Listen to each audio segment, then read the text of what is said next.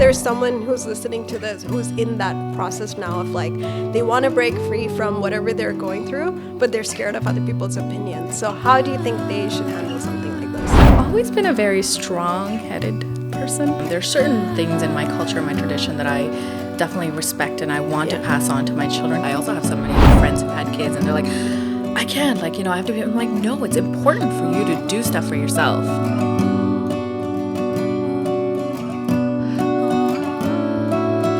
Okay, so I'm excited to have this next guest because what I think of her is she's like sunshine in human form, even though her name is more towards the moon. Nila, welcome to my podcast. Hello, thank you for having me. You are one of the most awaited guests and most requested guests to be on the podcast. So I'm really happy that you were able to make the time. I'm glad to be here. One of the things that I would have to say about you is like for years now we've known you as like a makeup artist and a beauty influencer. And I think like when people think of who has been in the industry for a long time as a makeup artist, your name is one of the few that comes up. But I feel like in recent times, more people kind of are gravitating towards you for other reasons, which is the way you handle challenges and the love you have for music and art and poetry. And also like just the way you take life as it comes and like your perspective of life.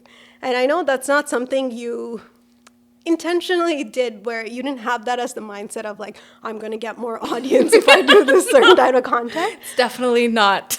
Right. But how does that feel to know that now people, especially like I would say women, they know that they can look up to you when they need that sense of like, you're going to be okay kind of thing. And also like just get that positive energy from you. To be honest, like you said, it's, I guess, the person that I am on social media. It's just the person that I am. So it's not like I go out there and be like, let me empower all these women by doing these things. Right. Of course, it is very empowering to see me, for some people, to speak out about certain things. But I just like to keep things transparent and I just say things as they are.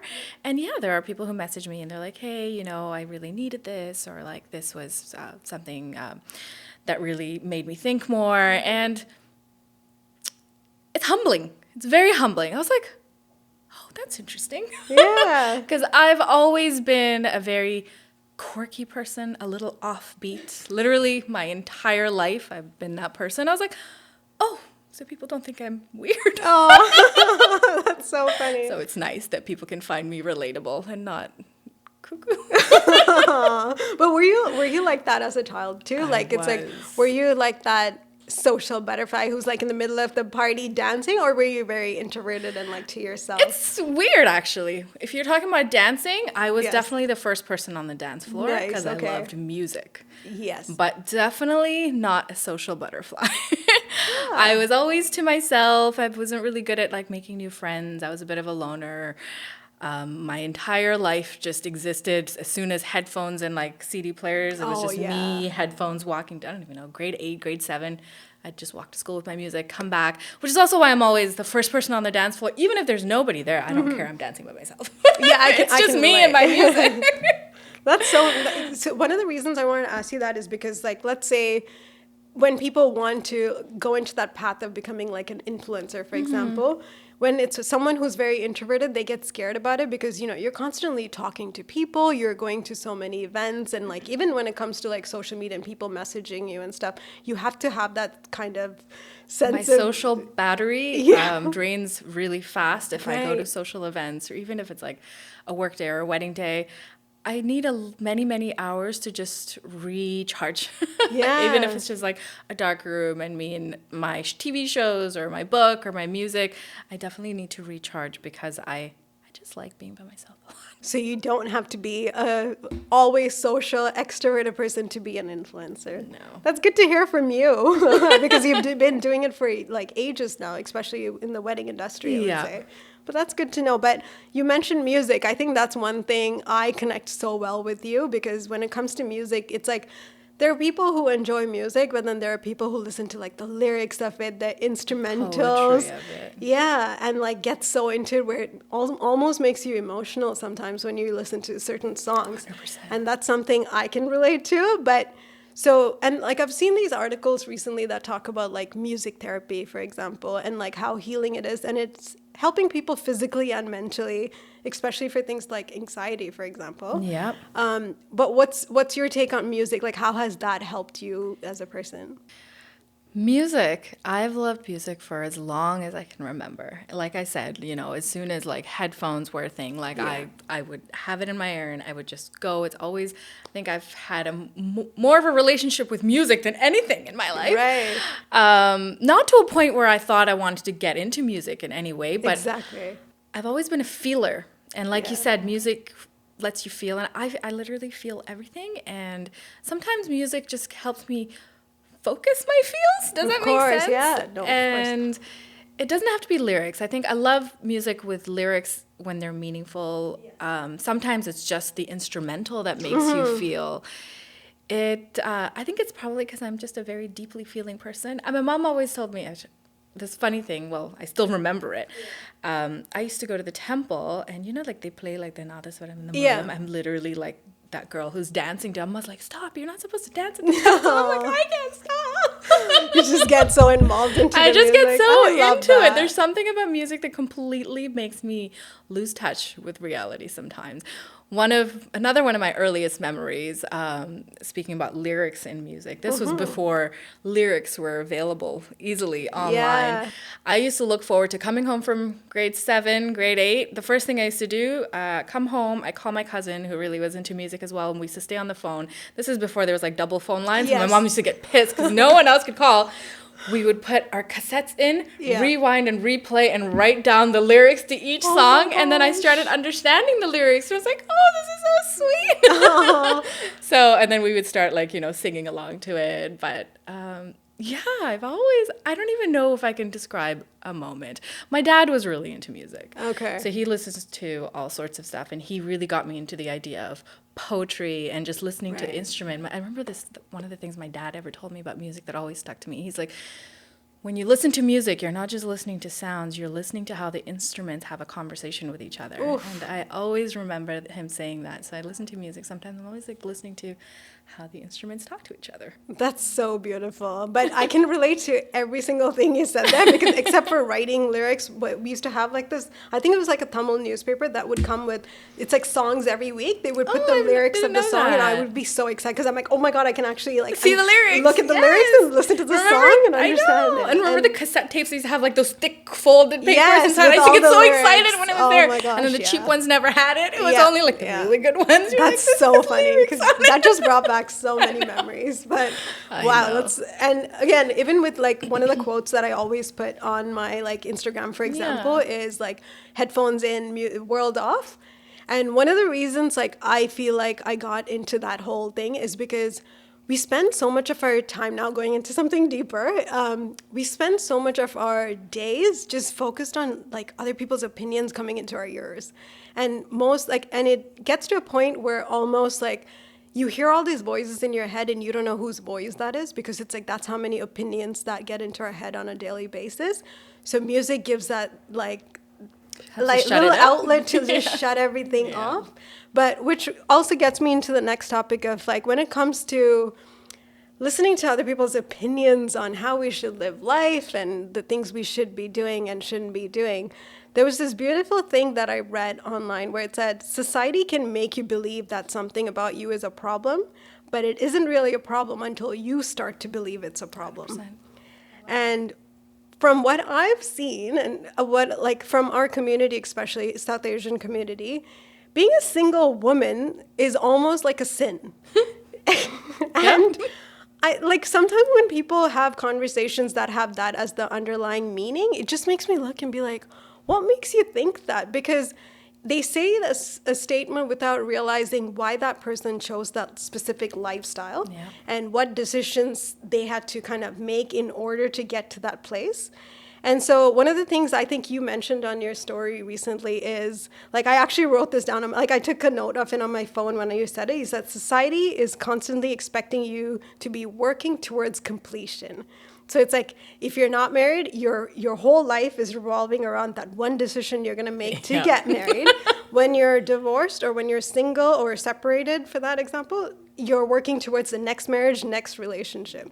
So I'm sure men can relate to this topic as well, but because being a woman myself and seeing that, having that conversation with people quite often, like, what's your thoughts on that? It's like we're constantly working towards you plus someone else. It's never just us on our own. I think this idea that humanity in general has, that a person needs to constantly be tethered to another person, Yes. is absolutely ridiculous.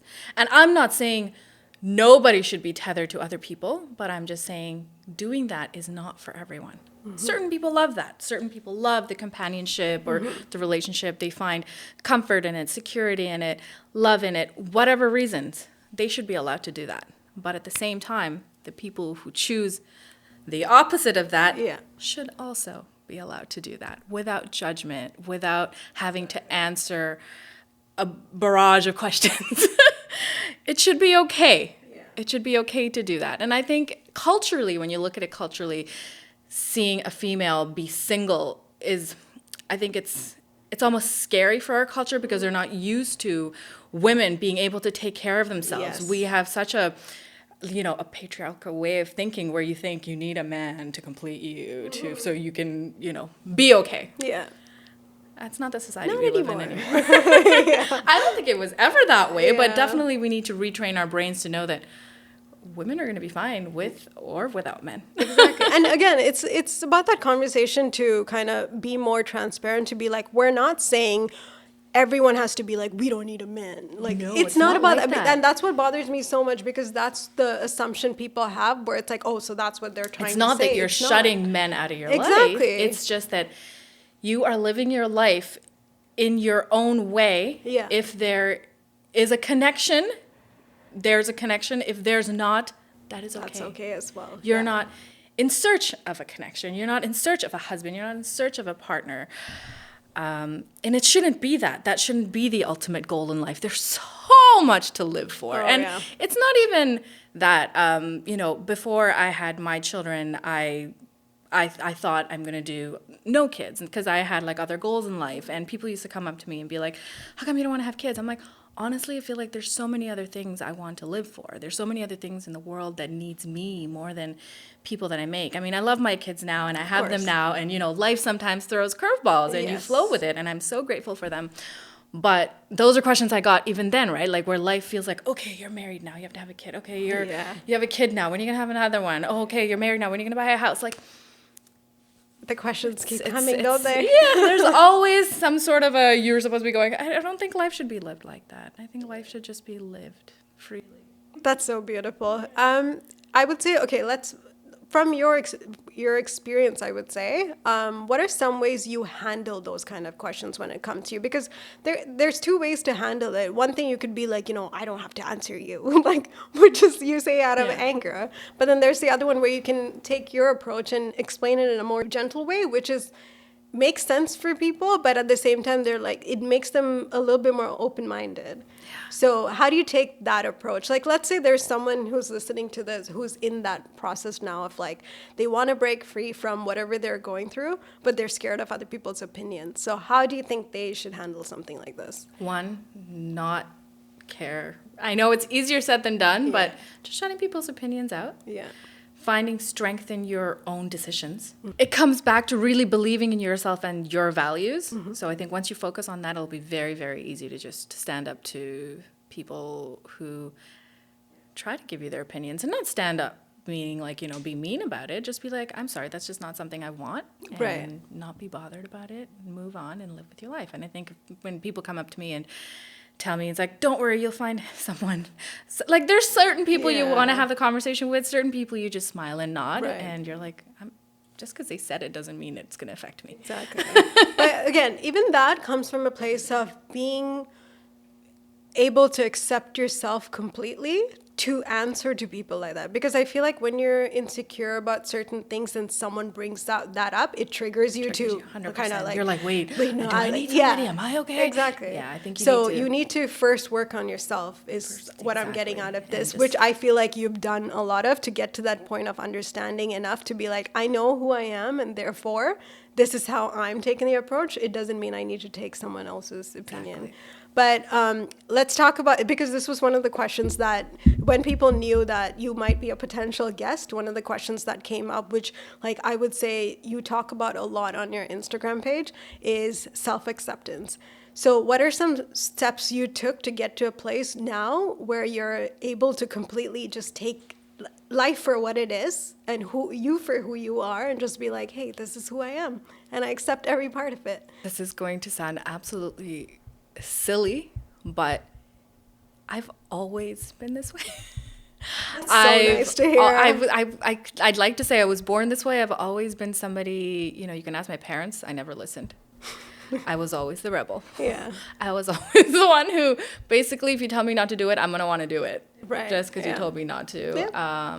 So I've always been a very strong-headed person. Not strong-headed in a rude way, but I always knew what I wanted and I would always work towards it. That's not to say like I've never been swayed. I think,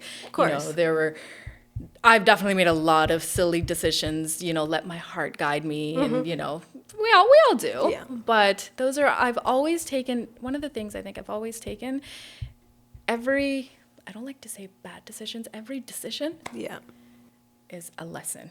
Yes. Oh, yeah. So, completely. yes, you can look back and I guess you know what? I'm going to say my experiences taught me to be where I am right now.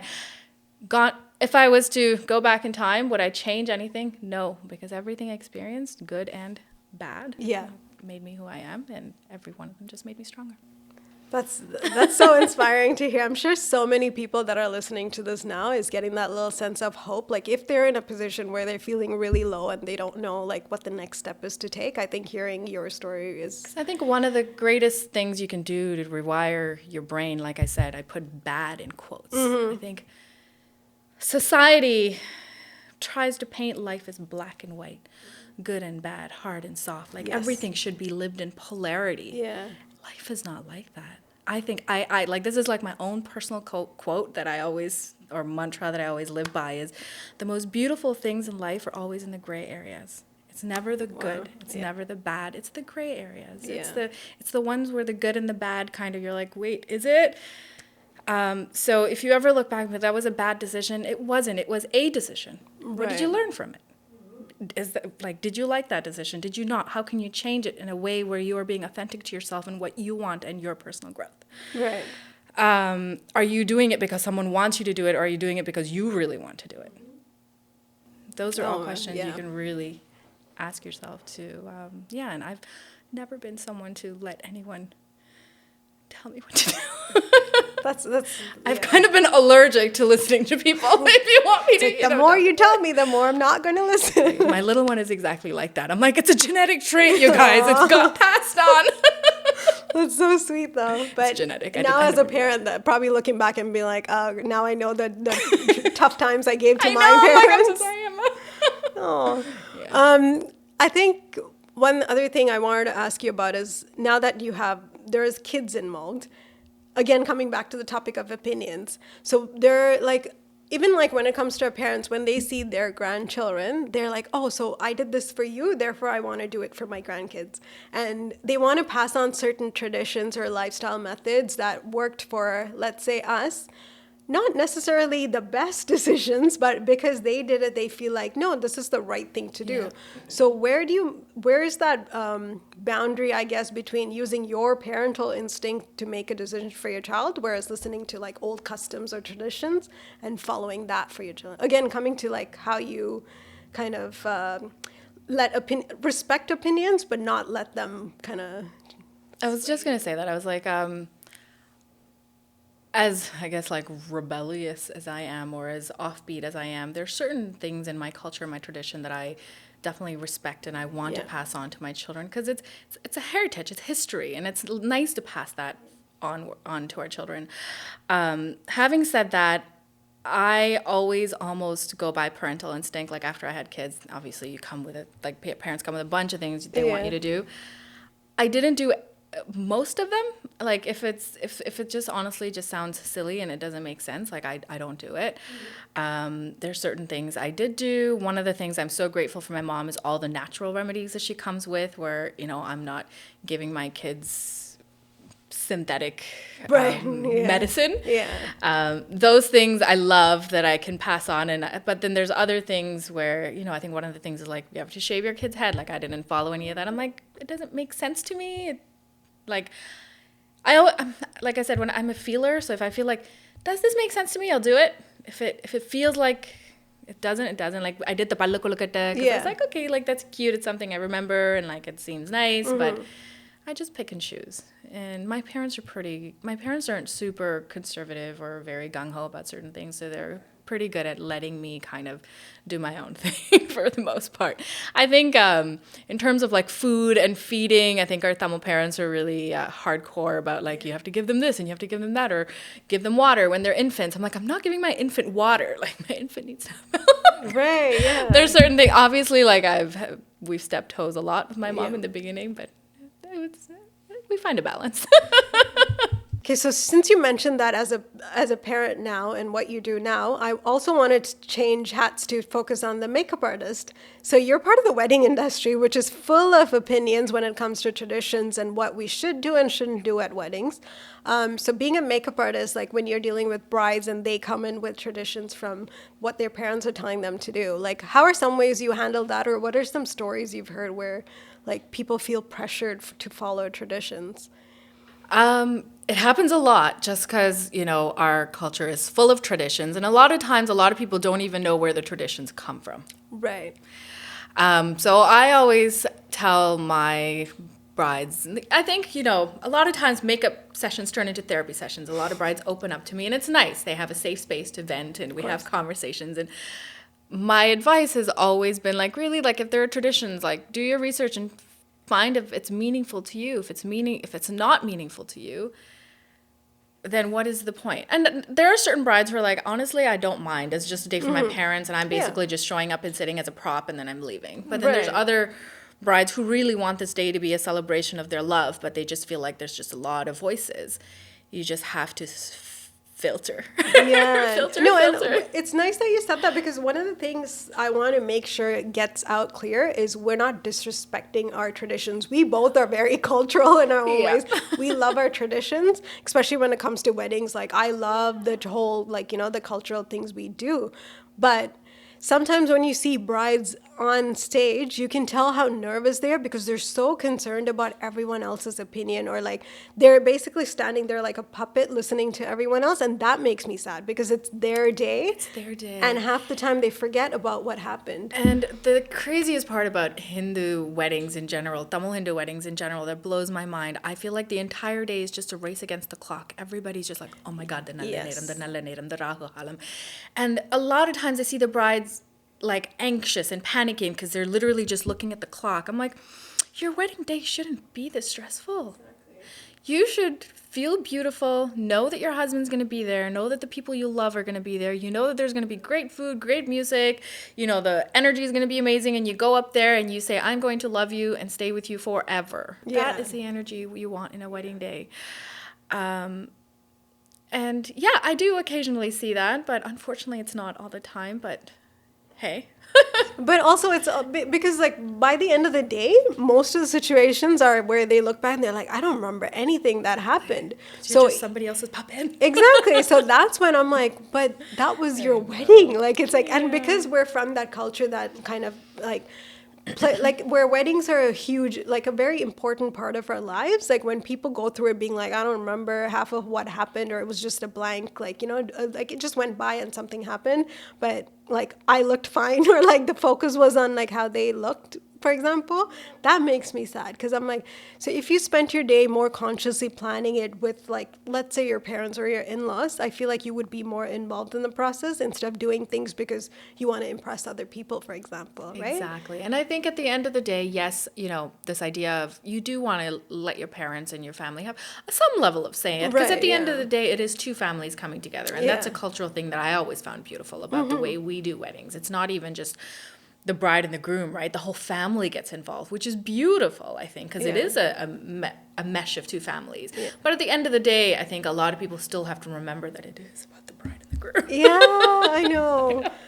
When it comes to looks, just because you're a makeup artist now, I feel like I need to ask you this, but certain looks that we do as brides, for example, what are some things you've seen that people say like, no, I have to do this because it's part of our tradition, but you're just like, "Ugh, you don't really have to follow that. Like something that you see, whether it's a hairstyle or like a sari, or I don't know. In my opinion, everything that is part of your wedding look should be completely your choice. And of course, there are certain traditions that just got passed on.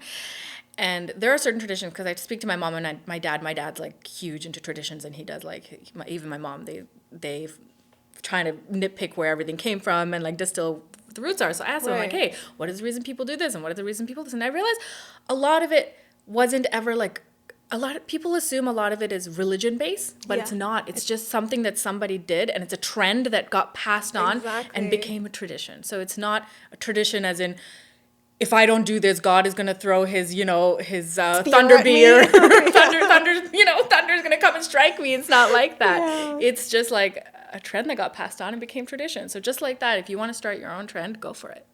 It's your wedding day. And yes, if you find that there's tradition, what is tradition? Tradition is basically belief systems that people have passed on, and then it becomes tradition. So what are belief systems? Things that we decide that we're going to do. Yeah. Just like, today I'm going to do red hair. What if red hair becomes a tradition? And you can turn that. Exactly. You know what I mean? That makes sense. You really, really just have to find what's meaningful to you. Like brides come to me like, I have to do a long braid. You don't have to do anything. Yeah. Is that something you want to do? Do you see yourself feeling beautiful in that? I personally, I love nothing against braids. Of course. If I see brides, or, I will have, in terms of makeup in general, not so much in tradition, makeup in general, I'll be like, oh my God, I have to wear like lashes. I'm like, you don't have to. It's your face at the end of the day. And I always say, your wedding makeup or your wedding look should never feel like a costume. Yeah. That is my philosophy. Your wedding look is not a costume. If you're getting ready for your wedding and you feel like you're putting on a costume, that's not your look. Yeah. Your wedding look should just feel like you're embracing a part of you, a part of your culture, a part of your heritage in a way that's true to you. And I think one thing on that same note, like one thing that people always say as a comment is like, some of the brides don't look like themselves because of the makeup. And like, they always end up blaming the makeup artist, but sometimes it's not the makeup artist that's making those decisions. They're doing what they're being asked to. That's true. So when it, like, let's say they're like brides of 2024 or 2025, whenever they're listening to this, like, what are some tips you would say that you would love to see more of? Because I see you share like beautiful looks on your like Instagram story, for example, where like, and those looks are always so beautiful because they're out of the norm always. It's never like the traditional looks, but they're so beautiful to see on a bride, for example. So what are some things you wish you could see people experiment with more? I would love to say I want to see people experiment with certain things, but it will go against my whole belief system of saying people should do what they want to and what makes them beautiful. That's true, yeah. So there are definitely certain things I want to experiment and create looks on with models that I want to work with that may inspire a bride to want to try that. Right. But am I out here saying you should do that? No. I think that's something a lot of my brides and I sit down, we have a conversation on, what do you have in mind? What is your look? Like, what is your vibe? Are you a full glam? Are you something soft and effortless? Are you somebody who just likes to keep that classic, timeless look? Right. Or, I think it's different person to person. If you ask me what I want, is like my head is just full of ideas. Of course, I know. I was like, try. You could probably have like a vision board right now. But no, that makes sense. Like I guess it does depend on each person too. It really does. Yeah. So being a bridal makeup artist, like your hours are insane. Like sometimes sometimes I'll see like people posting. It's like 2 a.m. I'm ready for my. It's like whoa, like it's like sleep is probably like out of the question. I'll be like good morning, and then my friends are like, we're just climbing into bed right now. I'm like, well, my day's just starting. Well, that's so for me to think about like you being a bridal makeup artist, being also a mom, like where's the time for yourself in all this? Like how do you prioritize time for yourself where you just take care of yourself instead of like not instead of, but I would say without feeling that guilt of like I'm leaving. Like let's say you're going on vacation with like your friends and you're leaving your kids behind, but that sense of guilt that moms have of like, oh, I'm like, I don't know. I wonder how long I'm going to have you. I think the moment you have kids, I feel like you are indefinitely riddled with mom guilt. They're probably going to be 40 years old, and I'm pretty sure I'm going to have mom guilt. For sure. I hope not. But especially when they're young, and I think they really want a connection with you and have you there. Yeah. I definitely, you will have, like even today morning, I was putting on makeup for Temple, and Rudra was like, "Mom, come play with me." I'm like, "I'm getting ready for Temple." And then I'm like, mom guilt. I'm like, I need to get ready, but I also want to play with you. Like, what do I do? Yeah, and when they were really, really young, I had to actively cut out, carve out me time, be it getting my parents to watch them, find childcare. Both of my kids are in school now, so because I work on weekends during school hours, it does give me, I do still have work to do, but it does give me a little bit more flexibility. Or sometimes, when they're with their dad, I get a little bit more time. When they're with their grandparents, I get a little bit more time. And they're older now, so they're, I guess, a little bit more independent. So more so than ever now, I do get a little bit more me time than usual. But when they were little, there wasn't a lot me time. Because the reason I brought this question up is like when for me, I'm like an advocate of like self-love and like taking time for yourself. It doesn't matter if you're in a relationship or not, just being comfortable on your own is such a priority because that can impact your relationship. And when it comes to being a mom, like every time I talk to any of my friends, for example, who are moms, and the minute I mention like take time for yourself, it's like I get interrupted and they're like, wait till you have kids, like, then you'll know. Like, and it's like not even a question to even think about it.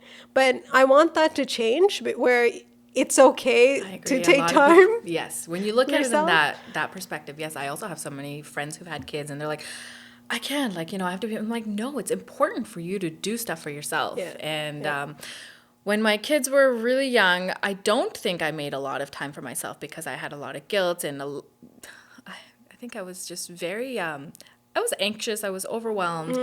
I had 2 teeny tiny little ones, so I definitely did not make as much me time as I wish I did. But then again, it was one of those learning lessons, right? Where you're like, oh my God, I'm running empty. I need to refuel. So, can you give us any tips from like your experience? Like if someone's listening and they want tips on where they can get started. I guess it's difficult to say because for me, I love music. Yeah. I love TV shows. I love my movies. I love my books. I love my art. So anytime I do me time, I don't necessarily have to leave the house. But then there are people who enjoy that social battery more where they need to find a caretaker to go out with their girlfriends or something, which I would 100%, advise you doing if that's something that you need. But because I'm such a loner in general, once I put the kids to sleep, I could literally folding laundry and watching Netflix is so meditative for me that had become my me time. After when the kids were small, I didn't need to. I've never been somebody who wanted to go out with friends and go to a party or go do this. So just folding laundry and watching TV I'm like, oh, this is nice. I love it. That was my me time. Or I'm skincare obsessed. So if it's just face mask, laundry, and just giving myself a scalp. Like I just enjoy those things. So it was easy to kind of, I guess, I wouldn't say easy, but as soon as the kids went to bed, I made sure I prioritized that before anything else. I'm like, okay, I'm going to go and put some oil in my head now. I'm really glad you mentioned that because again, that's exactly what I've been trying to say, where it doesn't have to be something elaborate where you go away for a month to take care of yourself and come back to life. Although that is amazing. I know, exactly. For people that can't do that, it's the little things that they can do even in their houses if they're have the space for it and the freedom for it to just do little things that make them happy, right? Because one of the things I found, there was a lot of little things that I used to enjoy as a kid, art-wise, creatively, which becoming a mom, I stopped doing it. And recently now I'm kind of just doing a lot of just sitting there and let's call it inner work for lack of words. And I'm like, wow, I used to do that a lot. Why did I stop? And then you just realize you just stop. You just, you don't think about it. So now I'm actively be like, nope, today I'm going to do this. Today I'm going to set an hour to paint. Today I'm going to 20 minutes to write. And today I'm going to make sure I'm going to look through all of my little craft boxes. You know what I mean? Just actively, put it into your calendar if you need to, but you have to prioritize yourself. You can't pour from an empty cup. Of and course. that is a very, cliche statement, but a very true one. Very true one. During COVID, I actually put out this article on my blog about that, because I said, like, when you look at your inner child and like what she or he used to do as a little kid, when you try to incorporate even one of those things now, you'll notice that little sense of spark of joy that you feel within you. And it's like, it never has to be the big things. It can be something like coloring, but it's like something so tiny. But if you just, but now if you think like let's say someone my age or like our age, or a guy, for example, who feels more conscious, if you see them coloring, their first thought is going to be like, oh my God, people are going to laugh at me, right? They're not going to even, sad. but they were probably an artist when they were little. Exactly. So when you look into like that inner child and bring out those things that you enjoy doing as a kid, it adds that little spark of like happiness in your Or day. even, I think for me as well, like I grew up, like my mom basically just dedicated her entire life just to us, her family. Yeah. I don't think she had anything that she, like her self-care day. Right. She never did any of that. I think actually, you know what? She does enjoy self-care in terms of like doing natural masks and all that. That was just kind of like her thing. But Yeah. I saw her literally overpour for Yeah, us. And I remember yeah. even as a kid thinking, I don't ever want to be that person. Yeah, Like, yeah. you could see when her social battery was off. You could see when her cup was empty. And that's something that unconsciously was always in the back of my head. So when I ever see myself, getting there, I was like, nope, we need to do me time. Yeah. Even now I realize sometimes just me and the boys, they will be having, I remember my mom never sat down to eat with us. Like she would just wow. always be like cooking or doing something That's or very cleaning or true. doing something. And I'm the one, like, we come from school, we eat. Like it wasn't ever like sitting down and eating. And I've noticed myself get into the same pattern recently where I would put food down for the kids and I'd be like cooking. I'm like, no, we're not going to do that. So like in the last couple of months, I'm like, no, things can wait. We're going to sit down and we're going Oh, to connect that's and we're going nice. to talk, because I don't think those are moments you have to connect with your kids, right? And I Yeah. don't think our moms ever thought of doing that. And it's something that I definitely want to do more. Especially when you're having sons, like very soon they're gonna be like, "Bye, mom," and Exactly. like do their own Okay, Mom. thing. It's like we don't want to have like a Basically. conversation with you. That's so important. I always say, yes, you want to make me time, but as much as I want to make me time, I know that they're not going to be this small forever, and they're not going to want to hang out with me for any longer. The other day I realized, like, next year I'm going to be a mother of an adolescent. I was reading some bottles, like, you're adolescent. I'm like, am I going to have an adolescent? Yeah. They're going to grow up. You don't before I even notice know how it. fast time flies by. So yeah, I'll take it as I Speaking of time flies by, I have to wrap up this conversation, and I'm so sad about it because I feel like I can talk to you forever. But just to close off, I just wanted to ask a question. I'll list 3 things, and I just wanted you to say what comes to your mind first. So 3 words. So first word, love. Me? I just talked. It's like you're like, wait, what? Me? Hey, nice. The word amma. You mean by what comes Like to my what mind? what kind of thoughts or feelings come to your mind when you hear that word? Compassion, closeness, safety. And now you can relate that to your kids as well. And the third word is Nila, Moon? Light? which you are in every form. Thank you. Thank you so much for being here. I really enjoyed this conversation. It went from like your profession, and it showed like the way you spoke about being a makeup artist really shows why you've been in the industry for so long, because it's not just a job for you. You take that so like personally with every client, and I've seen that too, and I've heard that from clients as well. I'm glad to hear that. And as a person now, it's like, I think just seeing you as a person inspires me and is inspiring so many women to be to be the best versions of themselves. So I'm really glad I got to have you on this podcast. Thank you for being here. Thank you. I enjoyed this. If you enjoyed this episode, don't forget to subscribe on YouTube and follow on Spotify. Till next time.